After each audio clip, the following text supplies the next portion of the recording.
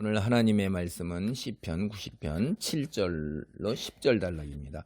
이 앞선 이제 단락에서 우리가 사람이 얼마나 허망한 거냐, 덧없는 거냐, 짧은 세월을 사는 거냐, 이걸 이제 이야기한 거예요. 그러니까 인생의 짧고 허무함, 이걸 이제 노래했어요.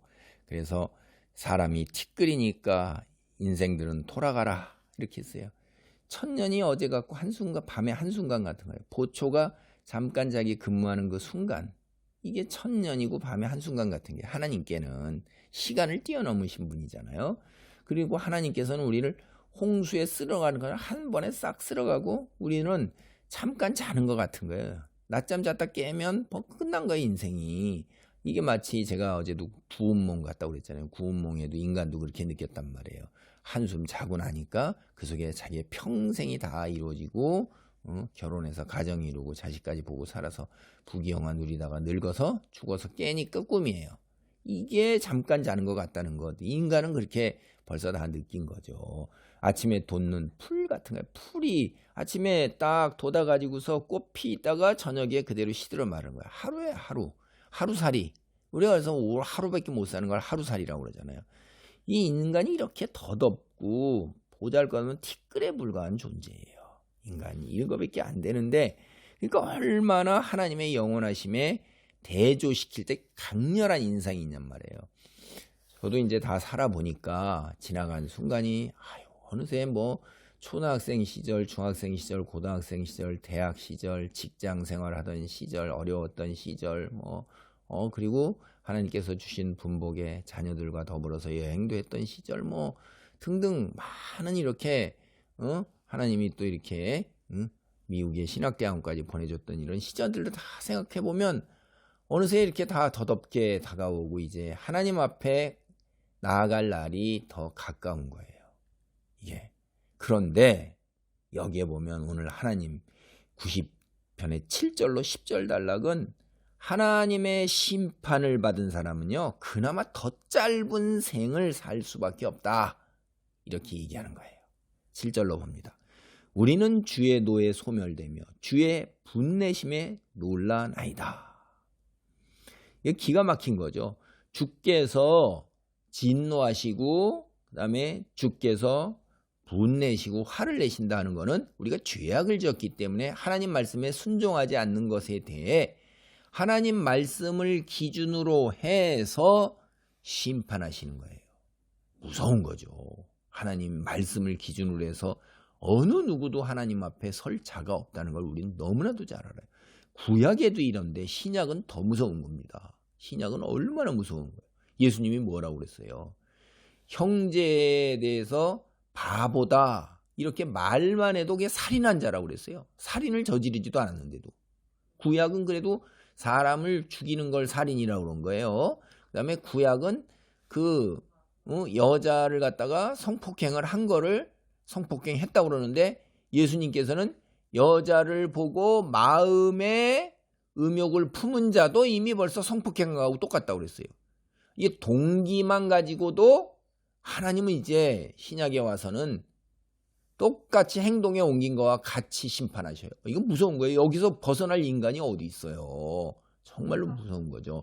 아니, 형제, 친구, 이웃에 대해서 에이 싫어, 아우 화나, 아우 짜증나, 이렇게 생각만 해도 우리는 때린 거고 살인한 자랑 똑같다 이 말이에요. 이게 정말 무서운 겁니다. 근데 여기에 그런 주의 노에 소멸되고 주의 분내심에 우리가 깜짝 놀라요. 왜 그러냐? 짧기 때문에. 앞에서 인간이 하루살이 갖고 있는데 그것도 다 못 살아요. 8절입니다. 주께서 우리의 죄악을 주의 앞에 놓으시며 우리의 은밀한 죄를 주의 얼굴빛 가운데 두셨사오니 우리의 모든 날이 주의 분노 중에 지나가며 우리의 평생이 순식간에 다하였나이다. 우리의 연수가 70이요 강건하면 80이라도 그 연수의 자랑은 수고와 슬픔뿐이요 신속기간이 우리가 날아가나이다. 아이고, 우리는 이렇게 생각해요. 누가 알냐? 근데 동양에서도 하늘이 알고 땅이 알고 내가 안다고 그랬어요. 아무도 모르는 것 같고 나 혼자 은밀하게 한 것 같지만 하나님께서 그거를 어떻게 해요? 성경을 보시면요, 죄악을 주의 앞에 딱 갖다 놨다 그랬어요. 죄악을 죄 앞에 딱 갖다 놓을 때 성경 계시록이나 이런 데 보면 우리가 미주알 고주알 주여 내가 이때 이렇게 미워했고 내가 이렇게 이런 죄를 졌고 이런 은밀한 죄를 몰래 이렇게 했나이다. 이걸 우리가 이실직고한다고 그랬어요. 주의 앞에 심판 자리에 갔다가 미주알 고주알 다 안 한다고. 주 앞에 있어요. 아무도 몰랐던 은밀한 죄까지도 다 숨겨놓고 모르는데 하늘 아래 드러나지 않을 것이 하나도 없다고 성경에서 또 얘기합니다. 은밀한 죄가 주의 얼굴빛 가운데 딱 주가 계시는 임재하는 그 가운데 앞에 온 천하 만민이 다 보도록 다 드러나는 거예요. 얼마나 부끄럽고 얼마나 참 이게 기가 막힐 거예요. 부끄러워서 어떻게 할 수가 없을 거예요. 수치와 아주 온 세상의 조롱거리가 되는데, 그래서 주께서 심판하시면 분노하시면 우리의 평생, 아이고 우리의 하루살이 인생이 그걸로 끝난 거예요. 하루도 못 살아요. 이게 그 얘기를 하는 겁니다. 얼마나 무서운 것입니까? 왜 하나님께서 이렇게 노하시고 분내셔요? 그거는요, 끊임없는 지속적인 인간의 죄, 반역, 하나님 말씀에 반역하는 것, 순종하지 않는 것에 대한 하나님의 의로운 반응이세요. 하나님은요 0.000 무한대 0.1%의 그 죄도 용서를 안 하셔요. 완전 무결하신 분이시란 말이에요. 완전하신 분이에요. 그래서 절대지존이시잖아요. 의 그 자체세요. 그러니까 죄악은 조금도 못 보는 거예요. 하나님의 의로운 반응은 이런 심판, 죄의 말씀을 기준으로 한 심판은 우리는 무능하고 연약하고 육체적 연약함 속에서 헤어나지도 못하고 아예 아담과 하와 처음에 창조된 인간부터 사탄의 유혹에 그냥 넘어간단 말이에요. 우리가 유혹을 어떻게 이겨내요? 육체적 본능, 이 어리석음, 그 다음에 무지하고 완고하고 불순종하고 스스로 교만하고 이렇게 지가 위에 올라서려는 것, 하나님 위에 올라서려는 이 교만함, 이거 이겨내기 굉장히 어려워요. 그래서 오늘날도 사람은 여기에 특성상 저마다 다 자기 기준이에요. 상대주의예요. 오늘날은 망했어요. 이제 하나님 말씀을 떠나서 죄에다 다 자기 잣대를 가지고 남을 판단하고 심판하고 정죄한단 말이에요. 비판하고 비난하고 나아가서. 이거 무서운 거죠. 근데 다행인 것은 하나님이 용서하신 자들에게는 이렇게 반응하지 않으세요. 하나님의 노하심과 분내심은 모든 사람이 아니에요. 용서한 자, 회개한 자, 예수의 보혈을 믿고 의지하는 자, 구약시대로 얘기하면 자기의 죄를 깨닫고 하나님 말씀 기준에 어긋나는 행동을 했을 때 곧바로 속죄제와 화목제를 드리러 나오는 자, 회개하는 자, 제사장께 나와서 자기의 죄를 다 고하고 하나님께 속죄제와 화목제를 드리는 자는 분명히 구분하셔요. 그래서 우리는 하나님께서 우리에게 진노와 분내심 하지 않는 삶을 살아야 돼요. 하나님은 우리에게 화를 내시며 우리의 삶은 고난과 역경의 연속입니다. 그러니까 죄를 짓지 말아야 돼요. 안타깝게도 죄를 짓지 않고 살기가 참 쉽잖아요. 성령의 역사 아니면 우리는 심각한 죄뿐 아니라 은밀한 것까지도 하나님 앞에 다 드러내야 돼요. 그래서 하나님 앞에 의인은 없다. 로마서 3장 10절도 말씀합니다. 오직 그리스도의 보혈, 예수의 피로 우리 죄를 덮으셨을 때 의인이라 하나님께서 선언하시는 사람만이 있을 거예요. 우리의 본질이 아직은 안 변합니다. 이 세상에서 하나님의 자비를 구하는 것, 이게 하나님께 화를 피하는 유일한 방법이에요.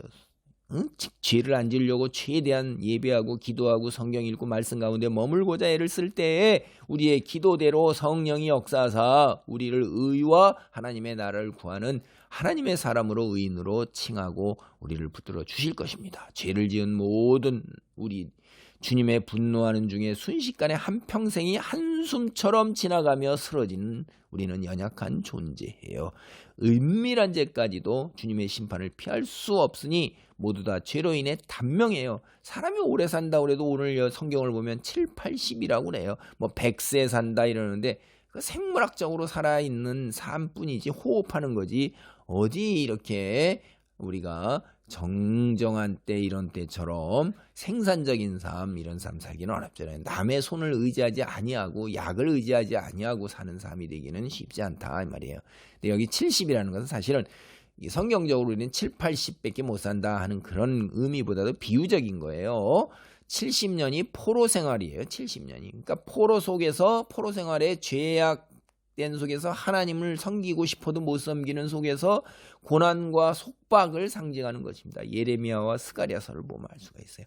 본문의 70년 이스라엘 포로 생활 우리의 삶이 죄악의 사로잡힌 그 밑에서 수고와 슬픔으로 가득 차고 있다는 의미를 상징하고 있는 것입니다. 문자적으로 70과 80밖에 못 산다 인간은. 근데 더 사니까 성경이 틀렸다 이렇게 얘기하는 사람은 성경 문자적으로 보면 눈을 빼야 되고 팔다리를 잘라내야 돼요, 죄 지었을 때. 근데 그게 아니라는 거 알잖아요. 그러니까 이 의미가 뭔가, 그리고 어떤 것이 문자적인 건가를 잘 구별하는 그런 놀라운 지혜와 분별도 하나님께서 우리에게 주시고 기도해야 돼요. 짧은 삶이니까 고통이 없으면 참 좋겠죠. 그 다음에 슬픔과 수고로 가득한 날이니 그러면 길면 좋겠죠. 슬픔과 수고로 가득하니까 대가를 치르면서 그중에 혹시 좋은 날이 있을까 해서요. 그러면 조금이라도 나을 텐데 우리의 삶은 그러지도 못하고 이러지도 못하고 저러지 못하고 신속히 간다 이 말이에요. 그냥 가는 거예요. 그게 마치 뭐예요? 날아가는 새처럼 우리의 삶, 세월, 이 땅에서의 시간이 신속히 가고 휙 하고 새처럼 날아가 버린다는 거예요. 얼마나 비유적이고 상징적인 이미지로 한눈에 그냥 확 닿습니다. 내 인생은 비둘기 한 마리가 휙 날아간 것 같고 인생 끝난 거예요, 이게. 기도합니다. 할렐루야. 아버지 하나님이여, 짧은 인생 그러지 않아도 허무한데 죄를 지어서 하나님의 진노와 심판을 받는 자는 더 짧은 걸 여겨봅니다.